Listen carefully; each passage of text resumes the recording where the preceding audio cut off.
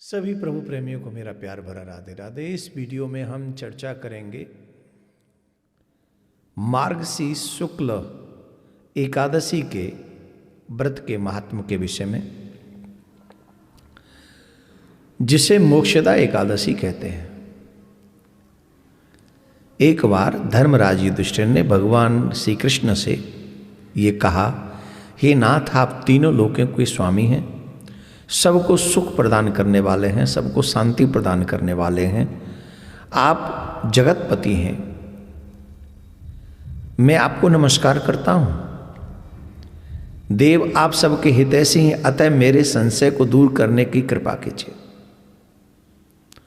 मैं आपसे ये जानना चाहता हूं कि मार्गशीर्ष एकादशी का नाम क्या है, इसकी कथा क्या है और इसका महत्व क्या है, कृपा करके मुझे बताइए।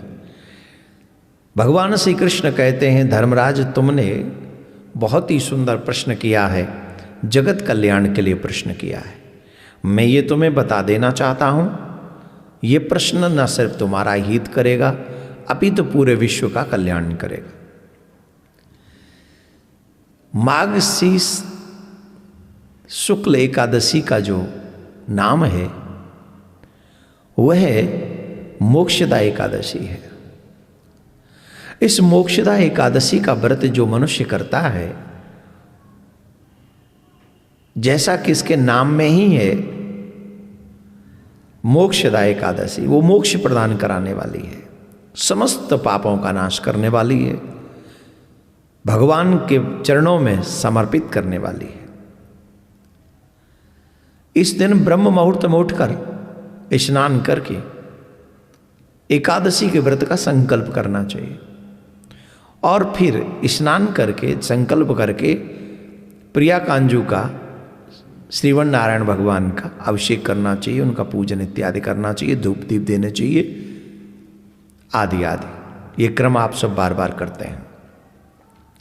लेकिन मुख्यतः जो प्रसंग है वो यह है, इसकी कथा हर मनुष्य को सुननी चाहिए।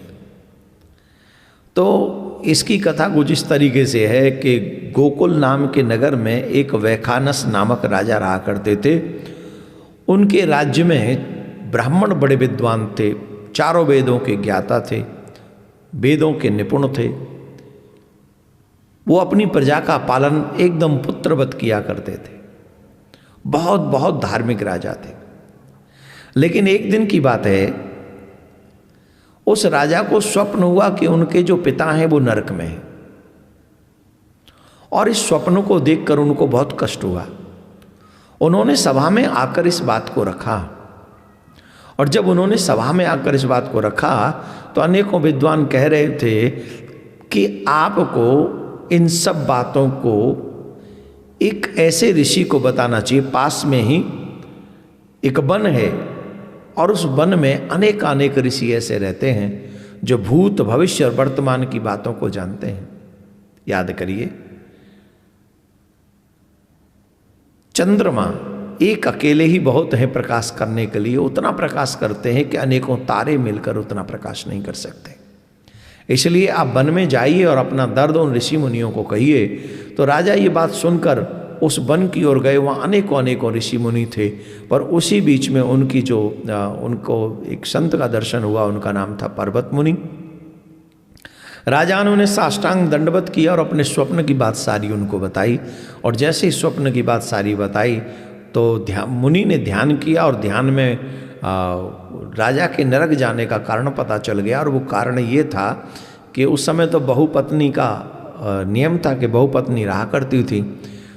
तो बताया कि तुम्हारे पिता ने कामातुर होकर एक पत्नी का तो हाथ पकड़ा, उसे तो सुख दिया, लेकिन उसी के कहने से जो तुम्हारी मीन्स उसकी जो सौतेली थी, दूसरी पत्नी थी राजा की, उसको उसने रति सुख नहीं दिया, जिसके कारण वो दुखी हुई। और इस रति सुख को न देने के कारण जो दुख उस स्त्री को हुआ था, उस दुख के देने के कारण तुम्हारे पिता नरक में है। तुम्हारा चरण पकड़ लिए, गुरुदेव कुछ ऐसा उपाय बताइए जिससे मेरे पिता उस नरक से मुक्त हो सकें। तब संत ने कहा कि तुम मार्गशीर्ष मोक्षदा एकादशी का व्रत करो और उस व्रत को करने का जो फल है वो अपने पिता को दे दो।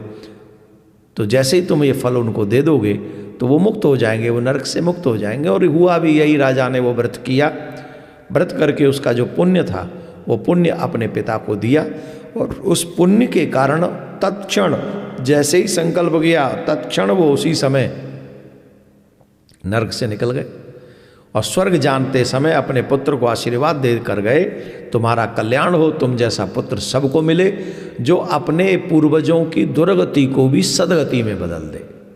देखो यही पुत्र का दायित्व है। अगर पता चल भी जाए कि हमारे पितृ जो हैं कष्ट पा रहे हैं तो फिर उनकी सदगति करने का उपाय प्रत्येक संतान को करना चाहिए।